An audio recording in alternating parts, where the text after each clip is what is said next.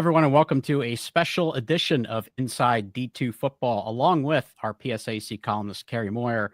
I am Chuck Bitner, and we are here today to unveil the PSAC start of season. So, Cary, we are just a day away from the PSAC season kicking off, for all of the Division II football season kicking off. So it's a very exciting time for us.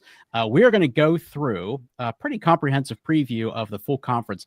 This video is going to focus on the West Division teams, and we'll have another video coming up which will focus on the East Division teams. That'll give everyone a chance to find their favorite team in these recordings. Listen to that. Give us your feedback. Probably give us some grief for some of the comments that we'll have to say about some of the teams. But Cary, it's such an exciting time of the year. Every time we get down to these last couple days, it's a very intense run up to the season. The preseason, of course, for us is very, very busy with research and prep, and of course, all the content that we do for D2 football. And we've put out the Elite 100 watch list, but there's a lot of players we're going to talk about who are on that Elite 100 watch list. So if you haven't seen that, visit the d2football.com page. You can see that. The video is on our YouTube channel as well. We've got a handful of the teams that are in the preseason top 25 as well. So talking season is almost over. Cary, are you excited to finally get down to business here with some football on the field? Absolutely. And I know there was a little suspense there. I love this. We were together, at the end of the season last year doing these shows for the Super Region 1 playoffs. And that was a lot of fun. And, got to say it with the PSAC and how large the conference is. Putting together the previews previously and writing it all out was definitely a lot went into it. So to be able to come on this season and do our PSAC preview for the West and then one for the East, it's just exciting for me being able to start to talk about it again. There's just so much over the off season, and again, following all these teams on X. And, again, for folks that haven't done it, please check out the d2football.com website. Check out that Elite 100 watch list. Check out all the shows that were, for the preview of the season coming up, heading into this week with week 0, all the other D2 columnists out there that are covering across the country. So kind of making the jump here, at least for our previews, going into the electronic age and doing these shows versus the column this week. I'm excited about it. And I know we'll talk a lot here about the West and, some more about the East on that show. But, there's just so much excitement. And, again, really the off season and all the topics are there, the transfer portal, who's in, who's out. I know there was a little disclaimer with the Elite 100 watch list. Indeed. As of when the show went on, it's like, as far as we know, these guys are still with these teams going in. And, the portal is a portal. And, I mean, I could kind of get on a little rant about that, and we'd be probably here till breakfast time. So I'll kind of save some of those. But it's just exciting. Teams have been in camp. You're seeing on X a lot of, positive stuff coming out of each camp, and everybody's excited and excited here for, week 0 coming up, and we got some games tomorrow night. We'll talk about those at the end. But it's just great to be back into football season. Yeah, and we're going to have mid-season weather for opening weekend of football. It's remarkably pleasant here in the Northeast. So to walk through the West Division teams, really what we're going to do is just going to kind of go through these teams as they appeared in the preseason coaches poll. So we're just going to kind of go from top to bottom. We actually are going to start at the top because, of course, we have more to talk about with the teams that are projected to finish at the top of the order. So we're going to walk through these in the order that they were voted on by the PSAC West Division coaches. And of course, leading off is Slippery Rock. Cary, the Rock coming off one of the best seasons in program history, even though they didn't win the West Division, still one of the best seasons they ever had, 12-2 overall, won the Super Region, had a couple of remarkable playoff games in the SR1 bracket. And then, of course, that tremendous national semifinal. They made the Final Four, went out to Ferris State, played the Bulldogs, who were the defending national champion, of course, went on to win the national championship again. And man, the Rock gave them one heck of a game. For a while, it looked like they could be heading to McKinney to play for the title. It did come up just a little bit short when the Bulldogs rebounded, but all in all, one of the best seasons really that any PSAC team has had in that run to semifinals. They finished number 3 overall. I believe that's the highest that a PSAC team has finished in quite a few years. They actually are going to start off the year still in the top 10, but a little bit lower, Cary. They're going to start at number 9 in the preseason top 25. I'm sure they feel like they probably earned a little bit of a higher ranking, but I think when we look at the roster, just a lot of turnover, a lot of new faces that are going to be in the starting lineup, probably particularly on the offensive side of the ball. Talking about that, top 10 ranking, maybe not as high as, some would expect or the Rock would like going in. I think that kind of plays into their wheelhouse, though, as we went through the playoff season, again, some of the other teams and just going to Super Region 1 and being there, of course, Kutztown, the East, had a heck of the run through the regular season, PSAC champion, and just that incredible overtime win that Slippery Rock had there. Again, I think if they were ranked number 1, it kind of, goes against the, again, Coach Lutz, awesome job. Love when I get to see him in person talking to him. But, it's just that relentless, that's their hashtag, that relentless mindset that they have. I think they kind of like that a little bit of the being snubbed, the talking heads and what they're saying out there. So I think that kind of plays in their wheelhouse, and that's motivation for them. But again, it was kind of looking at their body of work last year. There were some times, I think a lot of folks are used to Rock putting up big numbers, throwing the ball around. And it was just really, they just kept grinding and kept progressing, gelling as a team going through. One of the things I think that, and we'll talk about some individual players here, specifically, Joe Cooper, but you look at, one of the things that sticks out to me is one of the graphics that was on during that Super Region 1 playoff and how young their offensive line was. And I know I've mentioned them on shows before, and some other things I put out, but, Coach Conrad, the O-line coach there, does a heck of a job working with those guys. And, when it'll be a common theme, with some of the teams we talk about here, West and the East, just that, young line coming back, gelling, and of course anchored by, Joe Cooper here, who's also pictured, who's one of our elite 100 watch list players.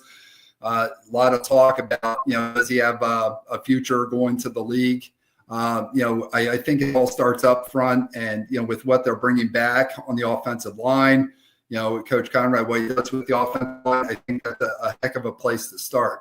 Talk about, losses, and we'll talk about this when we get the East a little bit, but of course, Braden Long, incredible quarterback last year, many accolades postseason, super sharp, academically as well, a lot of accolades for that.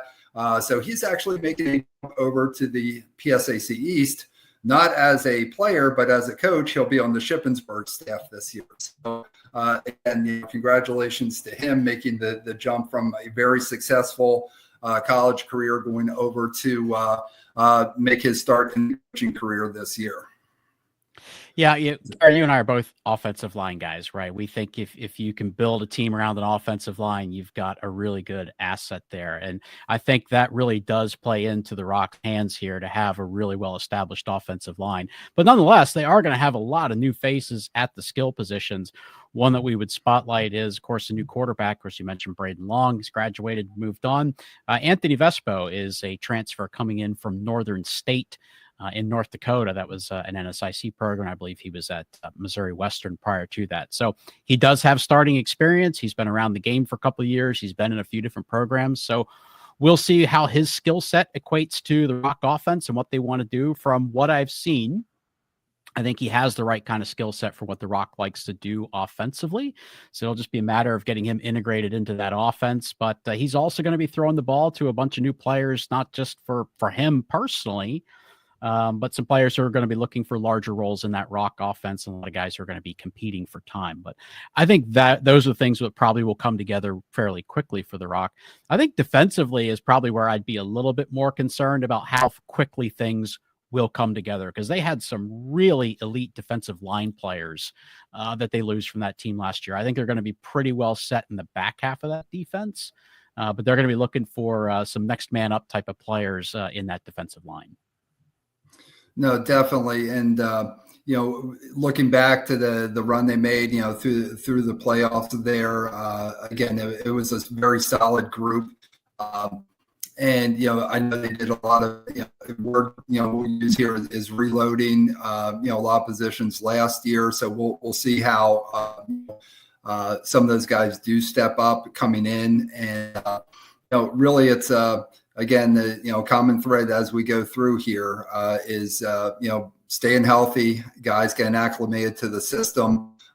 There's a reason that the PSAC coaches, put Slippery Rock at number one in the West. And, again, after what they did last year, and again, that was the Rock, that's certainly not a one-hit wonder. They are an established program. Coach Lutz, his staff have done a great job, and there's just that expectation there, as is with, several of the teams we'll talk about here at the top in the West. It's just an expectation. And, when you do lose somebody, like a Braden Long, it's reload. There's never, okay, now we're building again for a couple of years. That's not where this program is. The Rock is, relentless, and their expectation is to be at the top every year. No doubt. And from what I heard from some of the scouts that we interacted with over the summer, compiling the Elite 100 team, Joe Cooper might be the top NFL prospect in Division II this year. So we'll be very excited to watch how his season plays out. Well, before we move on for the Rock, let's take a quick look at the schedule. I think most notably that season opener, of course, the Rock had a scheduled series with University of New Haven, who they've played a handful of times over the last couple of years, both in the regular season and in the playoffs. UNH actually has reclassified to Division I, so no longer members of the Northeast 10.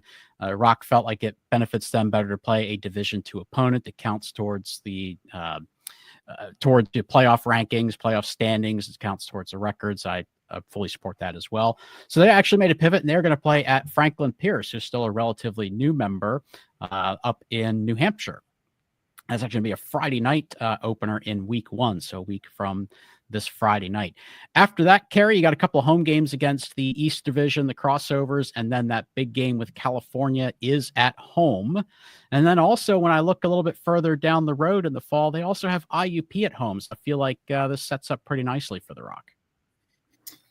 Most definitely. And again, it's a road game, some travel there with Franklin Pierce, but realistically for the Rock, that's going to be an opportunity to, really get their guys out there and be able to execute. It is. Shepherd, again, team that's had a lot of success in Division II, has come into the East here the last few years. Of course, had those years where they were really up, talking about, Joe Cooper as an NFL prospect, going back to when Shepherd was really on top with the East, and of course Tyson Bajan, quarterbacking with the Bears. But there were 4 dudes from that team.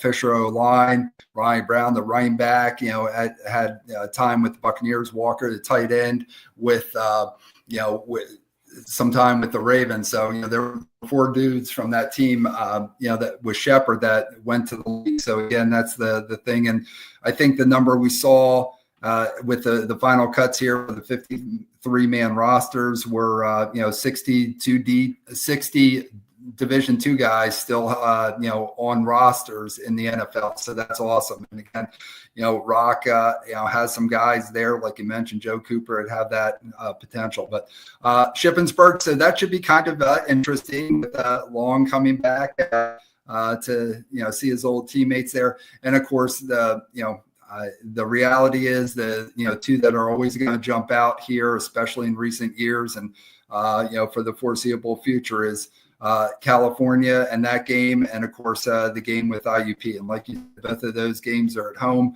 Always knock them down them out games, when any combination of those three teams are playing. But again, have them both at home this year. I'm sure, Rocket's not disappointed about that. Definitely not. All right, well, let's go on to the next team, and that's going to be IUP. Crimson Hawks coming off a little bit of a difficult season, finished third in the West Division, 7-3 overall. Although those three losses were all really, really close games, very competitive. So they're going to be looking for more this fall, trying to get back to the postseason. They do have a couple of really good pieces returning, but Cary, I think maybe one of the most important things that jumps out. We talk about portal exits and portal entries, but one of the big additions to the IUP program over this past offseason, Frank Signetti Jr. coming back to Indiana as the offensive coordinator. I feel like that's a really big add to the staff here for IUP.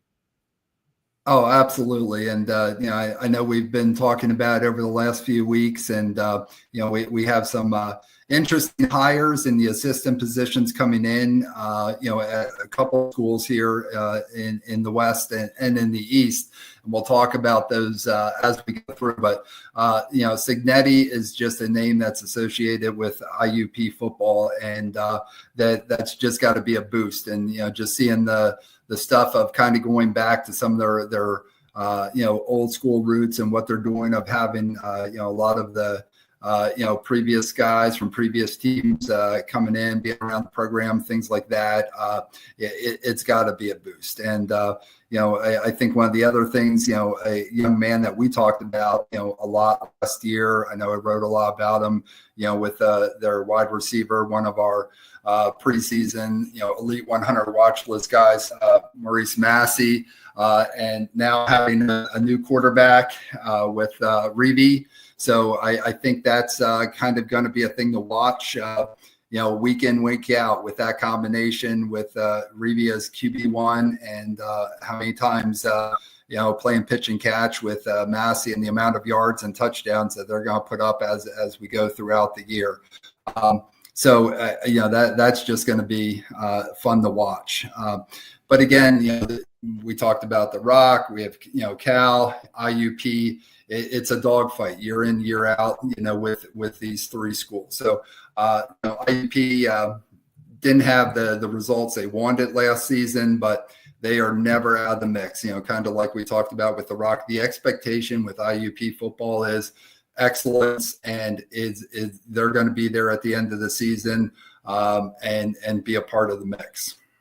Yeah, and Signetti is not just a name that's returning to IUP. He is a very experienced offensive coordinator at the FBS level. So he's been around. He's run offenses in the ACC and some other places. So very, very experienced. And I like the fact that he's got a really impressive set of skill players to work with.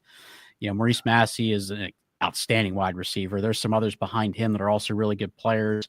JD Younger at running back. And Matthew Reeve is the new name in the mix, Cary. He transfers in from the University of Findlay, also a D2 program. They're a GMAC team in Findlay, Ohio. He was also a D1 drop back a couple of years ago. So, he's got a lot of experience. He's, got a lot of skills to bring to this. I think if IUP can really build out their offense around that core group of players, and really have to take advantage of what Reeve does really well. I think they didn't really do that the last couple of years with Karst Hunter.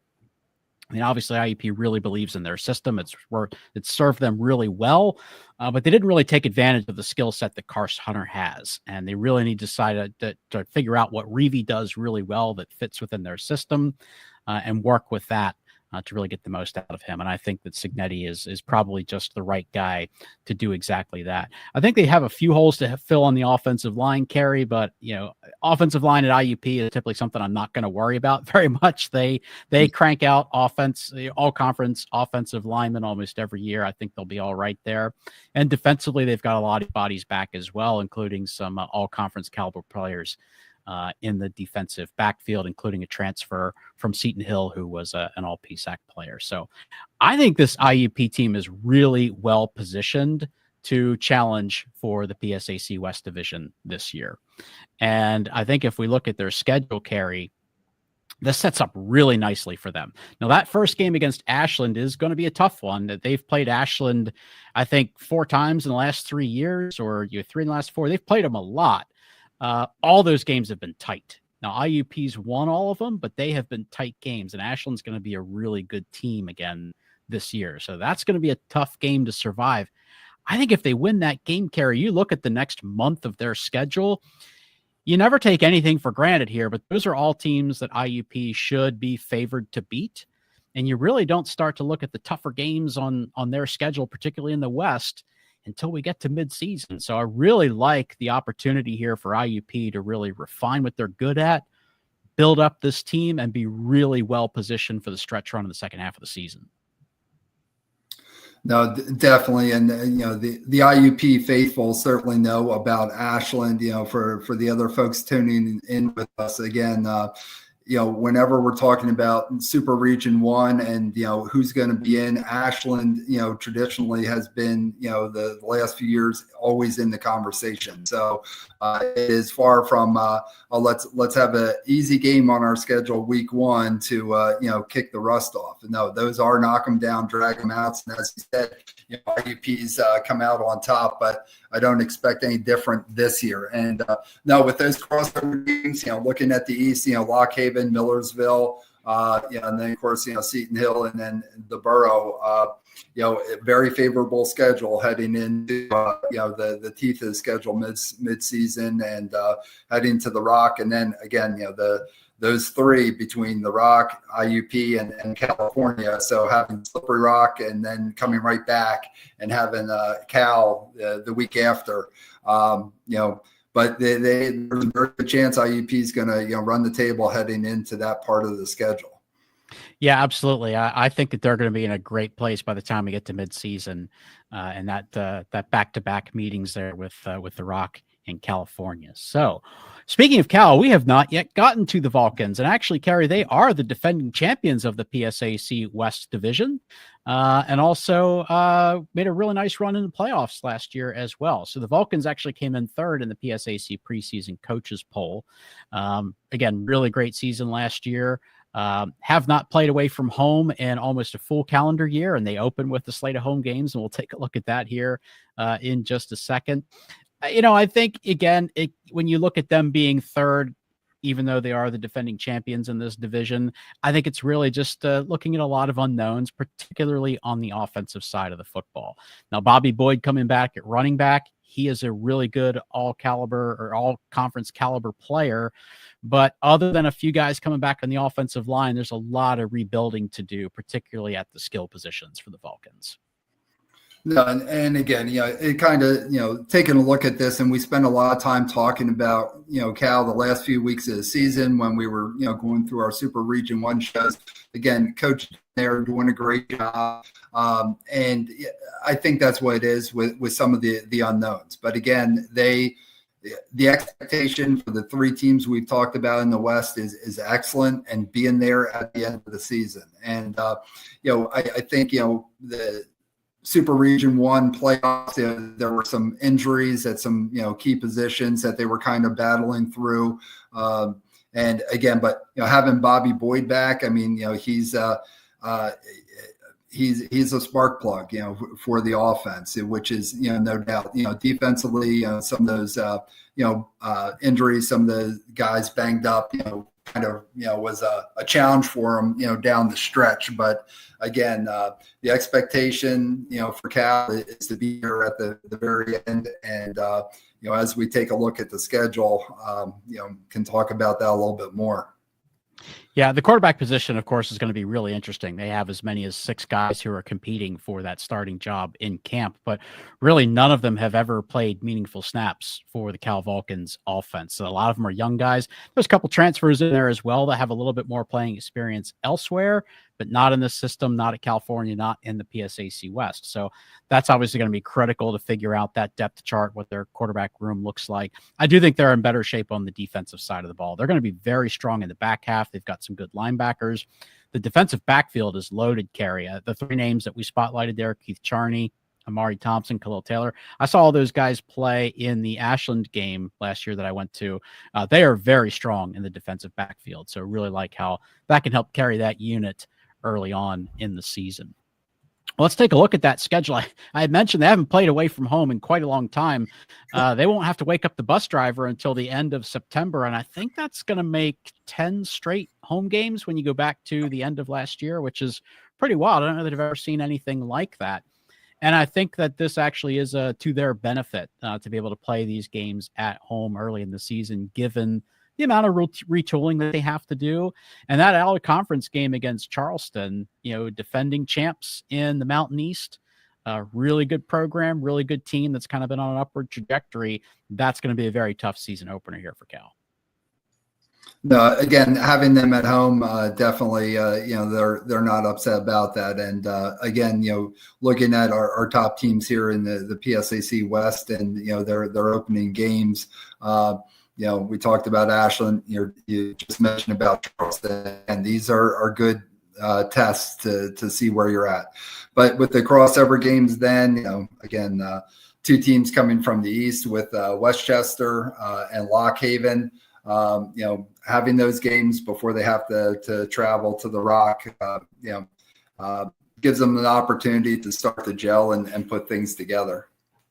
No doubt. Well, the PSAC West currently stands at 7 teams. And we do kind of have 2 different classes within that group of 7 teams, right? We kind of have our top 3, the Rock, Cal, and IUP that we've gone through. And then we have the other teams. And let's be honest, there's a bit of a drop off when we get to that next group of 4 teams. But, Cary, I think those 4 teams are all really, really close together. And the team that actually came out in the coaches poll as the 4th team was Gannon, even though they're coming off a pretty modest 3-7 season. They were 3-3 in the division. It was actually tied for 3rd place. So they actually get the nod for 4th. Okay, so they're kind of leading the pack in this next group of teams. I don't know, Cary. We'll see. It's going to depend on how quickly things come together for this team. They have a very difficult schedule we're going to look at here in a few seconds, but it's also going to be a very rebuilt roster. They bring back very little on the offensive side of the football. Now, they did bring a lot of transfers from the transfer portal. They brought in a large freshman class, but there's just very little that we know they can rely on once they get into the season. Now, of course, they could surprise us. They have could have some guys that really step up, but there's just not a lot that we really know about this Golden Knights offense as the season starts. Tank Mason, wide receiver, he is a really good player. So we know about him. They have a couple of offensive linemen who started some games last year that I think they feel very comfortable with, but the rest of that unit's going to be a rebuild. It is a little bit better on the defensive side of the ball. They have some more known quantities coming back, particularly in the linebacker and defensive backfield positions. But still, overall, this is just going to be a completely revamped roster from what we saw last year.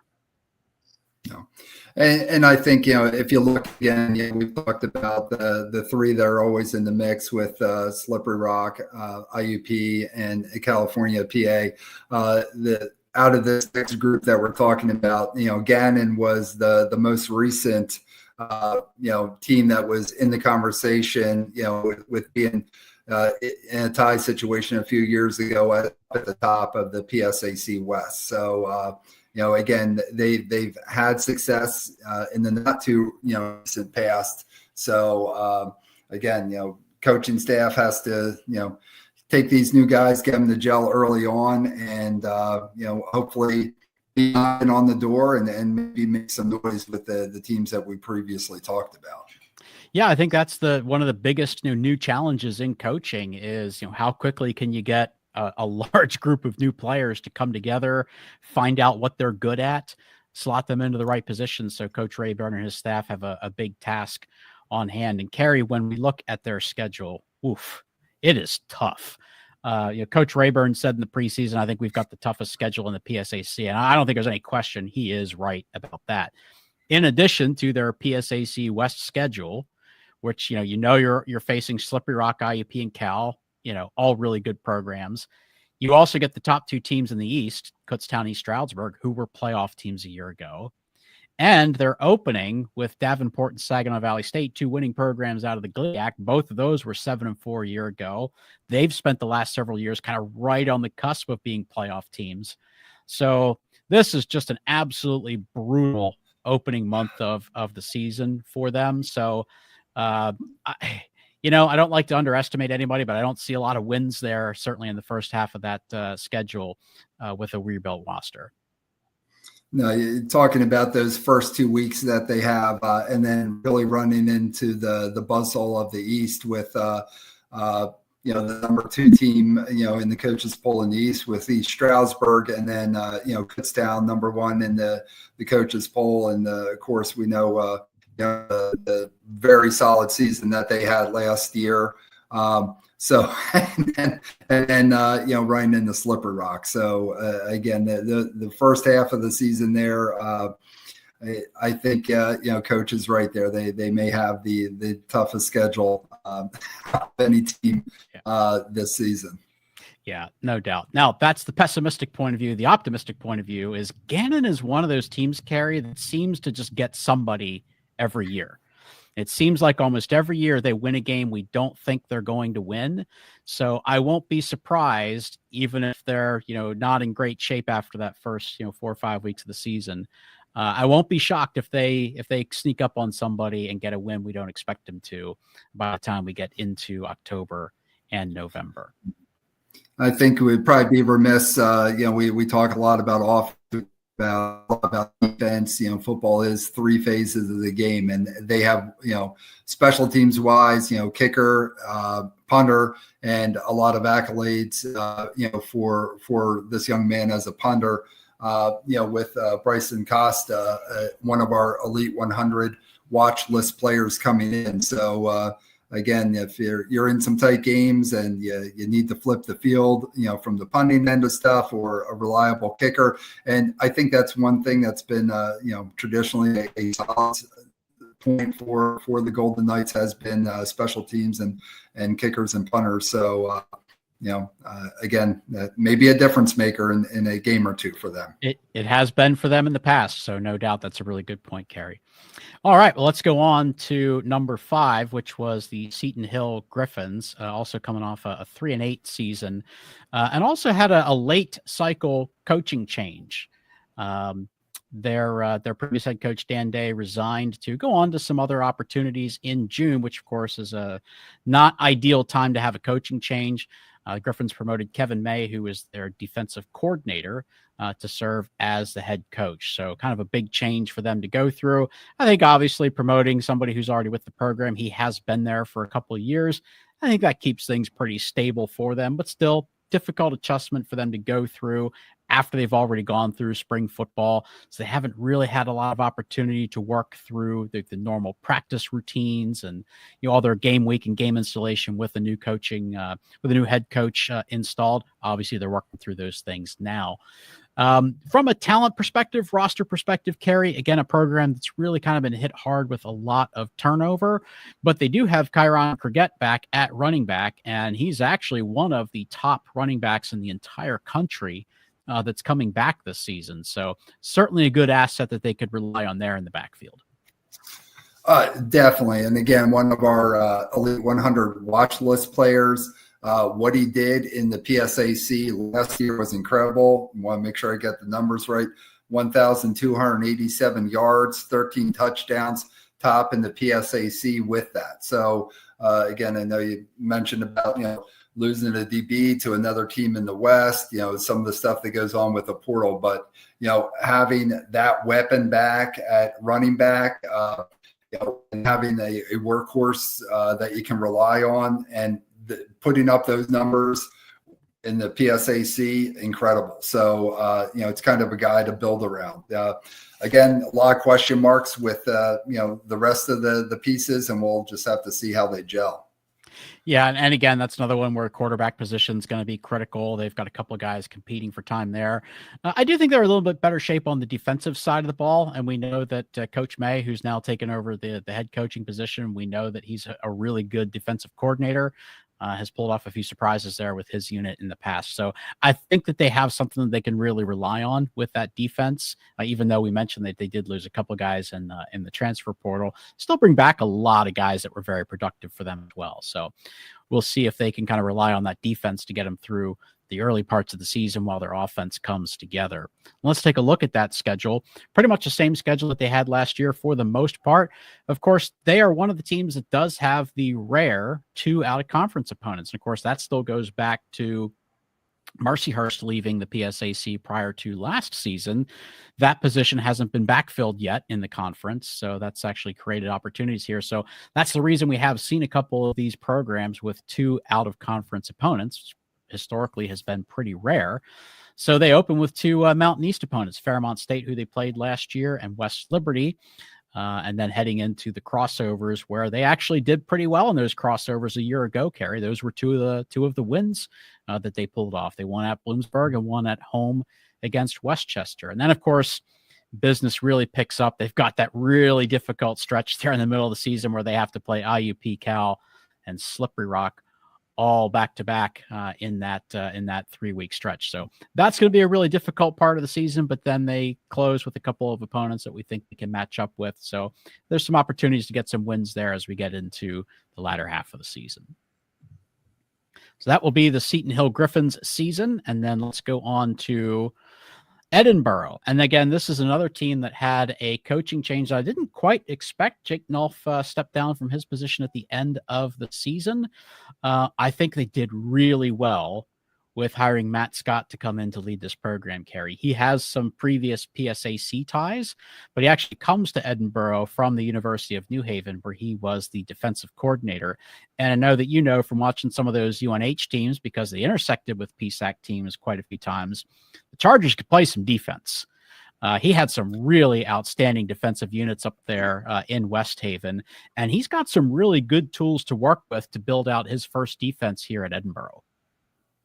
No, definitely. And, as far as teams outside of the PSAC that I've seen live, New Haven is probably, one of those at the top. So and the success they had in the Northeast 10 before, making the jump now up to D1 FCS, we would see them Super Region 1 time, remember, catching them live down at Shepherd in Super Region 1 playoffs a few years ago. And, no. So again, bringing that mentality and that mindset and, building a strong defense certainly lends itself to, being competitive in the PSAC West.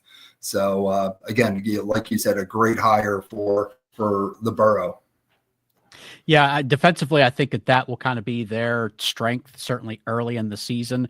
Offensively, again, it's a program that just doesn't bring a lot of pieces back, and I do worry about that for them.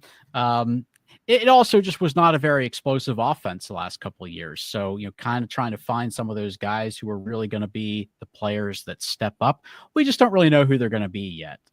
Matt Scott could implement an offense that really plays to the strengths of the players they have.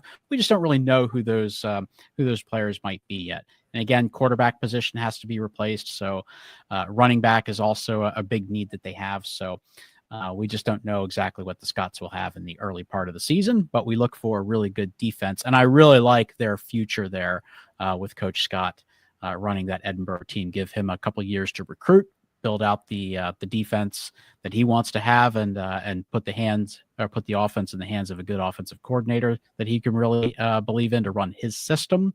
I think Edinboro could really have something.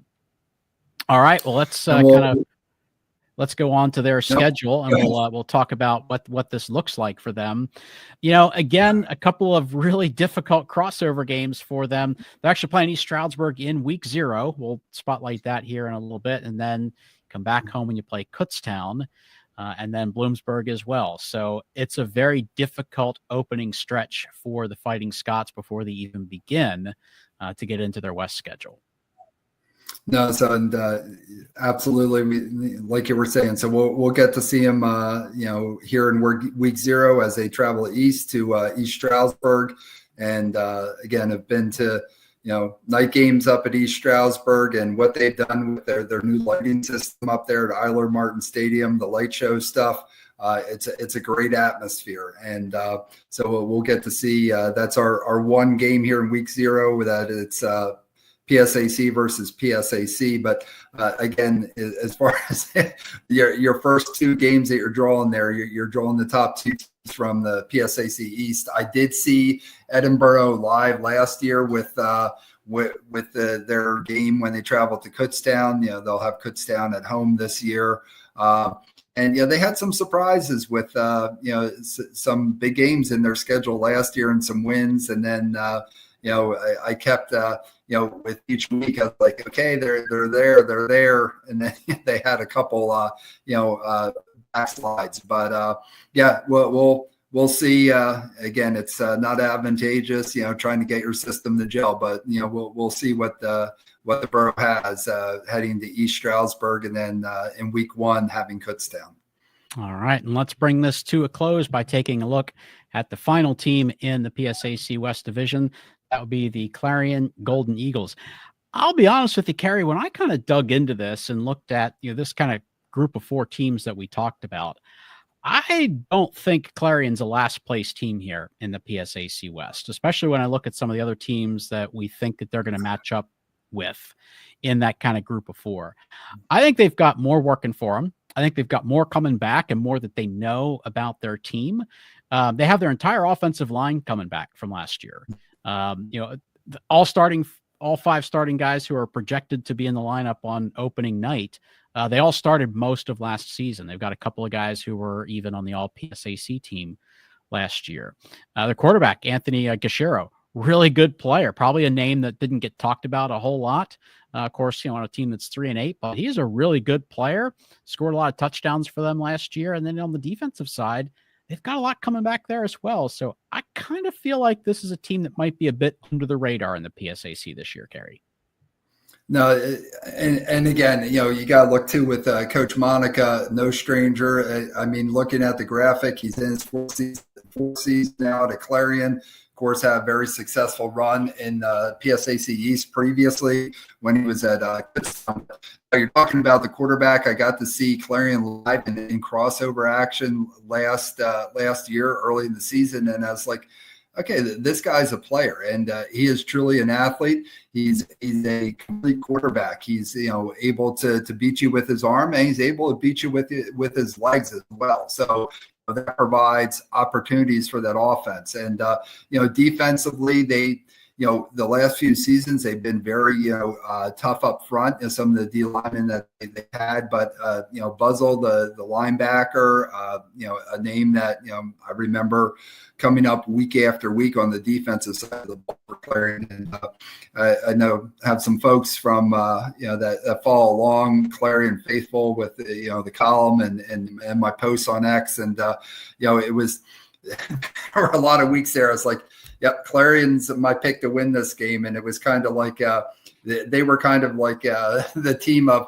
whatever I was saying about them, flip it. So there were games where it's like, yep, Clarion's got this one, and they ended up on the wrong side of the scoreboard on it. But again, it's interesting, and Chuck, we talked about this I think before the start of last season. It's like, is this the season with Clarion's kind of make a jump? And I remember talking about that with one of the coaches in the PSAC East, and it was kind of like, really? So, but again, they've got Coach Monica. They've got some key guys coming back here.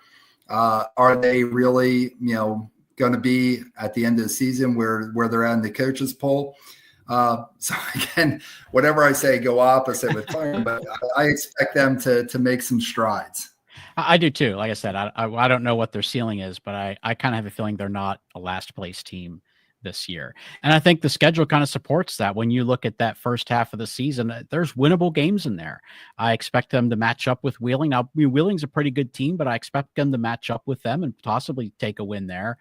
West Virginia Wesleyan is, look, let's be honest, that's one of the worst teams in the country. They should win that game. Shippensburg played them tight, last year. It kind of let one get away from them, but, that's a winnable game. Shepherd, we probably don't think that they match up as well with them, but then you get into Edinburgh, Gannon, and then Seton Hill a little bit later. They should match up with those teams and at least have a shot to win those. So I think that there's winnable games in here for the Golden Eagles. So I will say, let's project them with the potential opportunity to go over 500 this season, and very, very favorable matchups early. Think a lot of unknowns, with Shippensburg in the East, Shepherd.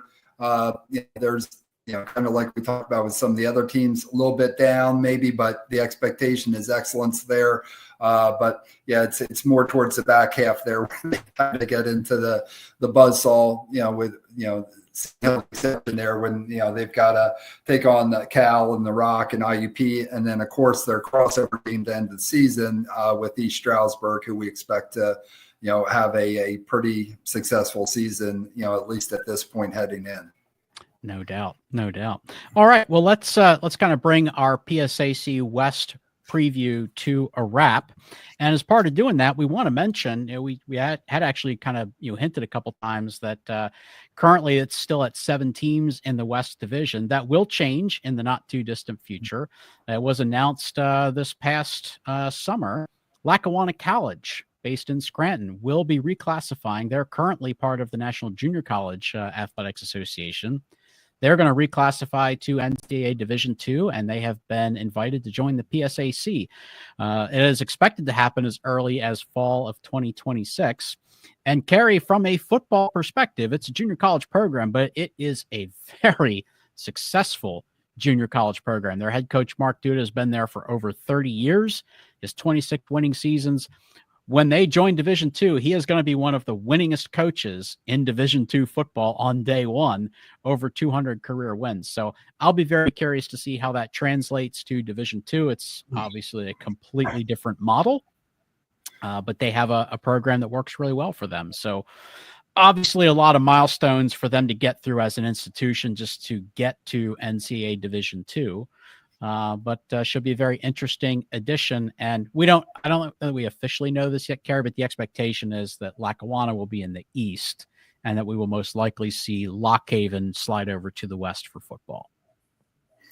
So geographically, no doubt, with Lackawanna, joining the East would make sense. And again, I like the official wording of it. The invitation to Lackawanna College was made in June of 2025. So as with everything in society, there's always a bunch of hoops to jump through, to join. I think a bigger thing is, we've seen teams, from the Northeast 10 that have made the jump to D1 FCS.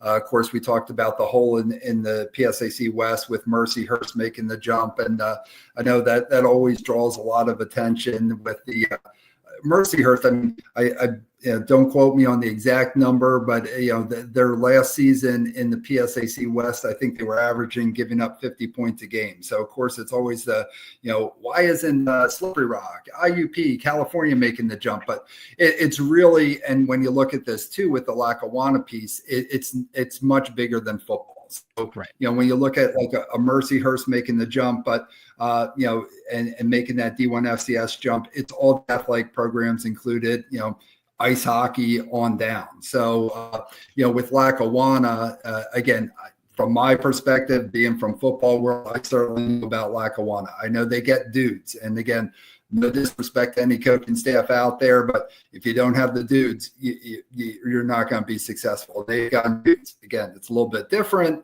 with the JUCO and getting guys in, but they've sent a heck of amount of players from Lackawanna out onto big time programs. And, so I think that's one of the big things, if they can keep getting those types of dudes.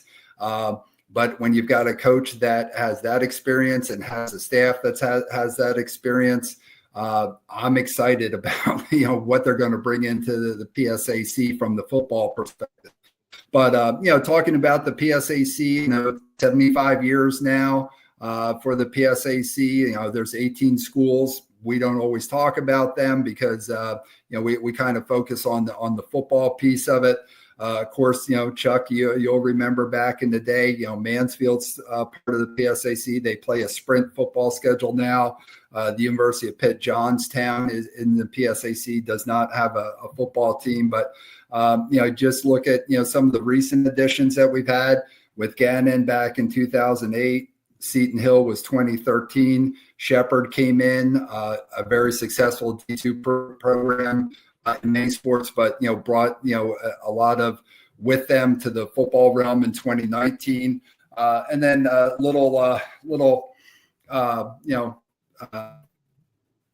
paying some respects to the past. Some of the teams that we have had and lost. Again, Cheney was there at the inception, back in 1951 all the way through 2018. So, was there for many, many years in the PSAC East. The LIU post days, they were in from, 2008 to 2013. And of course, Mercyhurst actually came in 2008 and then was out, into the 2024 season. So I think it's good just to kind of take a little bit of a look at, again, 75 years of the PSAC. A lot of the teams that we talked about have been there since the start. Just mentioned a few that have come in afterwards. But, again, we see a lot of conferences, ups and downs. But, to have, right now, 8 in the East, 7 in the West, looking for that bounce again, football wise, that we'll have 8 and 8 again, to have such a conference that has 16 competitive teams in one state.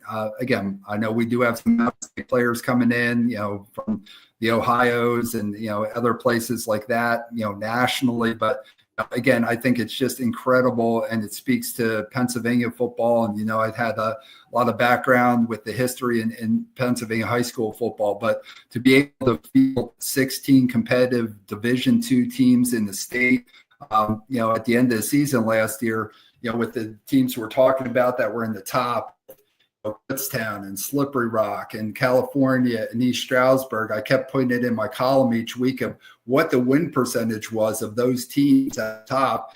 The games did lose were to top 25 teams, in our D2 poll. So again, I get excited about it, a little passionate about it, but the strength of Pennsylvania football. Again, I know we have some guys from out of state here in the PSAC, but Lackawanna coming in, it's exciting. So, and again, I could kind of just keep ranting till breakfast time on, but definitely looking forward to having Lackawanna jump through the hoops they've got to get into the PSAC with all their sports teams. Yeah, there's a lot of milestones that they'll have to pass through. I have a lot of questions about facilities and what their plan is for that, so I'll be excited to see how that unfolds over the next several months, or really over the next year or so. Well, Cary, let's bring this preview to a close by talking about the fact that we actually have some games coming up over the next couple of days. How about that? We are just a day away. So if you're watching this on Thursday, or you might even be watching it, as you're preparing for kickoff. There are 3 Thursday night games. We have Wheeling and Cary, and we actually just talked about that a little bit. Edinburgh going to East Stroudsburg, and Fairmont State coming up from the Mountain East playing at Seton Hill. And then on Saturday, a pair of games, we have Davenport coming down from Michigan to take on Gannon. And I really like this Shepherd and Frostburg State matchup. I'm glad that game is happening. I think that's a really good kind of regional matchup. PSAC versus the Mountain East. I think that's a really great matchup. I'm excited to see that on Saturday night. No, definitely. And again, we've got, one game here with 2 PSAC teams featured, Edinburgh going from the West over to East Stroudsburg in the East. And no, I agree with you that the whole thing of the Shepherd and Frostburg State. And it was kind of fun keeping an eye on Frostburg State as the season went through, last year.